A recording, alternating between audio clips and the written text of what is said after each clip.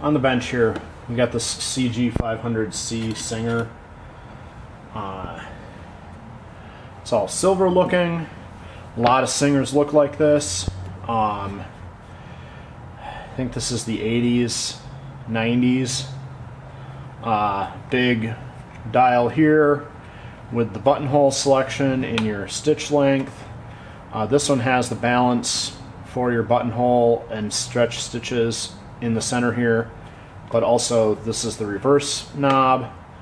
This one is all sticky. It's got the row of stitches here, A through E, and this machine came in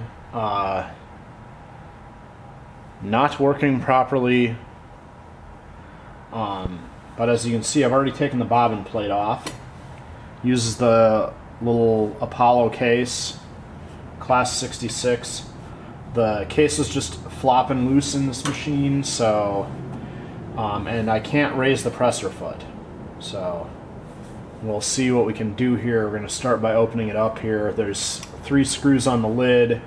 I already took the 1 screw out of the end cap here, and you'll note I had to take the knobs off here because, as you can see, the lid has slots and slips over these.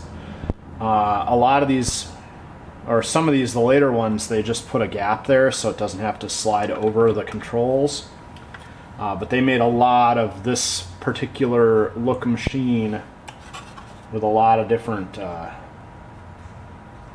features and modifications on this lid design. So, since we're at it, let's see, it's at least loose, so that's always a good sign. Checking, this version has a gear here. Looks like the grease on it is kind of old and crusty, but you know, that's the age of this machine. The stitch selector is working, so that's good. A lot of these, when you have an issue with them, and you can sort of see it here, the follower here is not sliding down as quickly as it could, so we'll get oil on this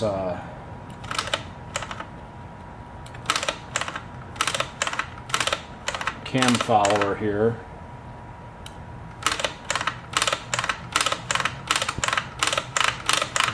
Just work that in. There we go. And now it's sliding right down as fast as it can, so that's good. And then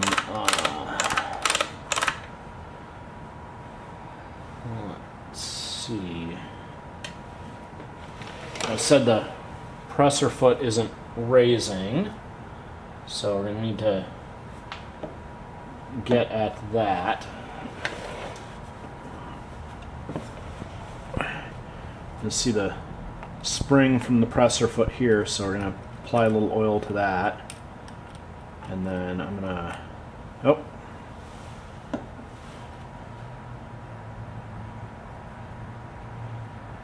it's got a plastic lifter on it too. Okay, so try to lift it by hand from down below. That didn't work. Alright, time to apply a little bit of heat here. See if we can warm this.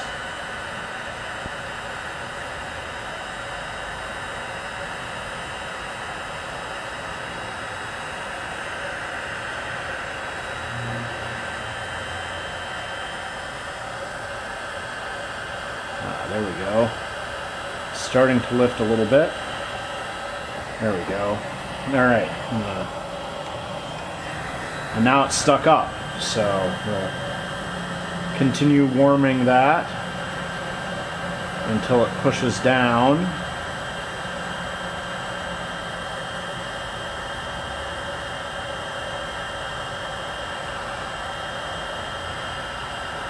Yep. So I'm going to keep warming this and working fresh oil in that until it starts to move more freely. Okay, with our compressor bar loose now, we'll pop our needle plate off. Take a look under here, and actually this compressor foot will pop off of there.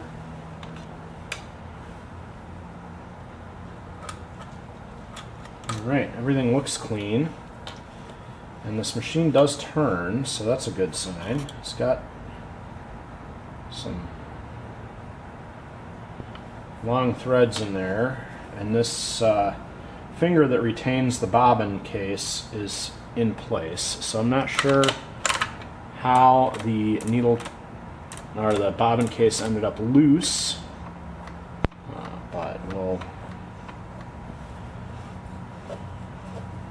get ourselves some fresh oil all over this machine.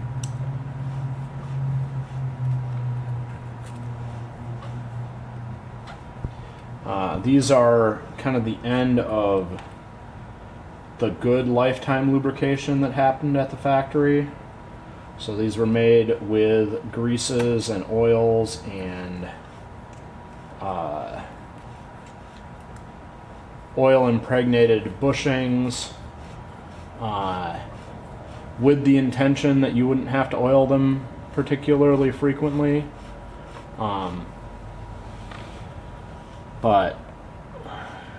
And then after they kind of finished making this style of machine is when they kind of quit telling people to oil machines at all. And some of the machines are like modern machines, they just don't include instructions for oiling.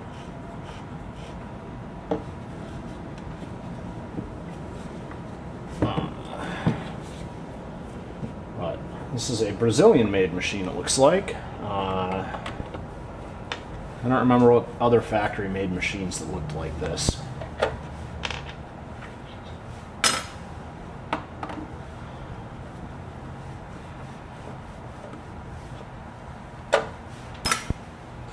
But this body came in a few different versions of innards. I think this is the CG is commercial grade, so this is the semi-professional high-end Singer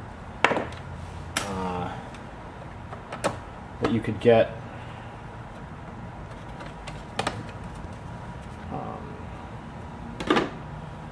So it still has the belt drive hook, but some of these do actually have a gear drive down here underneath. Although honestly, this belt drive hook isn't terrible as long as you're oiling it regularly. This belt is usually fine, and it's certainly sturdy enough for a lot of home use. So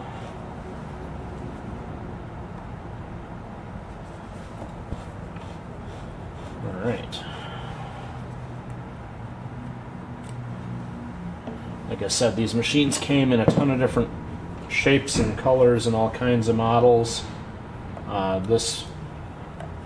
lot of these are white. There's a silver one, bronze colors. This is one of those, if it looks like your machine, there's a good chance that it is going to have a lot of similar interior stuff. So one of the issues with these machines is this tensioner here. To double check that it's lifting, the whole knob does push forward, so that looks good. The needle bar is lifting properly, needle bar is working, the presser foot is lifting properly, and I made sure that we got our slider here, our finger selector, lubed up. So I think this machine is actually going to be ready to start checking out here. So We'll put our covers back on.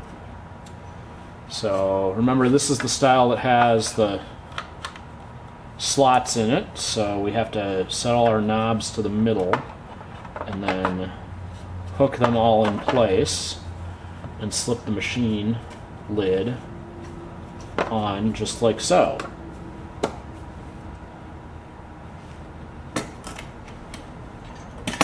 And this one had 3 screws in the top.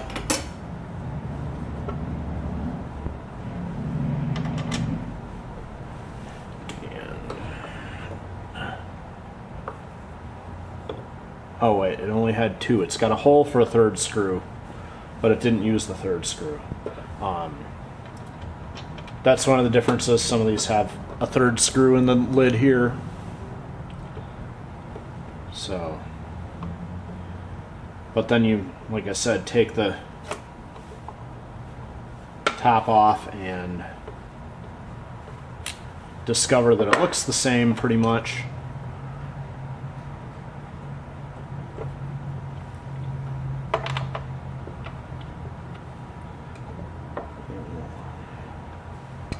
Put our dab of oil on the bobbin winder shaft here, because that tire looked okay, so I'm thinking it lined all right.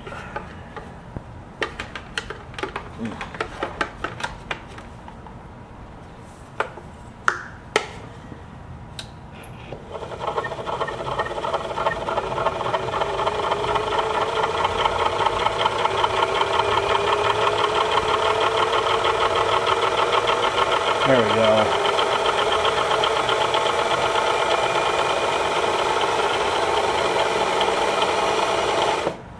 So that's the all plastic bearing in here, and the tire was okay, but the bearing on this winder was no good, so run a little bit with oil and it loosened right up. Alright, well, I'll finish reassembling this, I guess. Let's get our... This has the... Oh, it's a spring-loaded finger on this one, so that's good.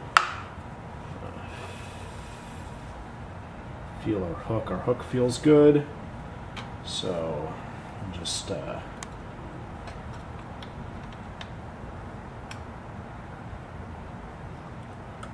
push our finger up.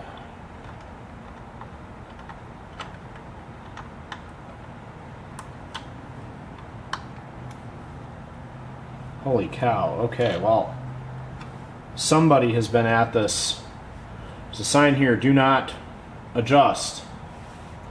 And the reason it says do not adjust is because if you move this bracket, you end up with your bobbin case wedged in tight like this, and this machine will never sew because that bobbin case doesn't move.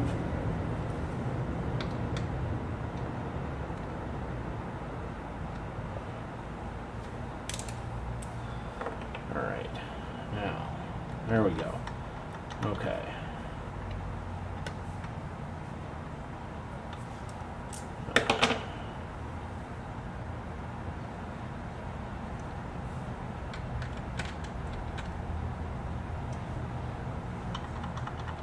There. Without rattling, that bobbin case is going to move properly and it's going to let it form a stitch.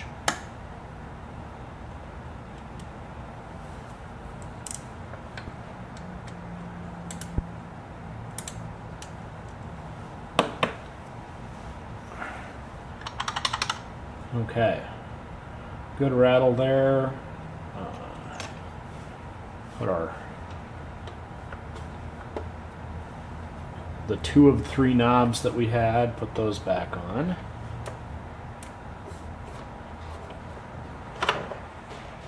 So these machines can be pretty decent. They do have a lot of plastic bits. This machine actually has this lifter here on the presser bar foot is plastic, and a lot of those are metal on this style of body. But if you like get one given to you or have access to one, it's going to be a pretty decent machine, but there's a lot of plastic bits to watch out for. So if you see one for sale, it's going to be hard to fix these, because there's a lot of pieces that like, I don't know if this belt is still available, but I know that the various clamps for the presser bar aren't available, and there's some parts of the needle bar that aren't available, and then on the top of the machine there was that gear up on the main shaft. That pair of gears is available, but it's very hard to replace. And then the plastic cam stack, the drive gear for that can go bad on these machines. It's rare, but they're of an age, so that if you see one, you gotta watch out for that. But if you get one for free, you can definitely put some time in and see about fixing up. And as you can see, this machine has the stainless steel table on it, like some of the modern HD units do. And that's a thing that Singer has been doing for a while to make it look like you're getting a semi-professional machine. But these machines aren't terrible, but there's certainly things to watch out for, and they have plenty of issues.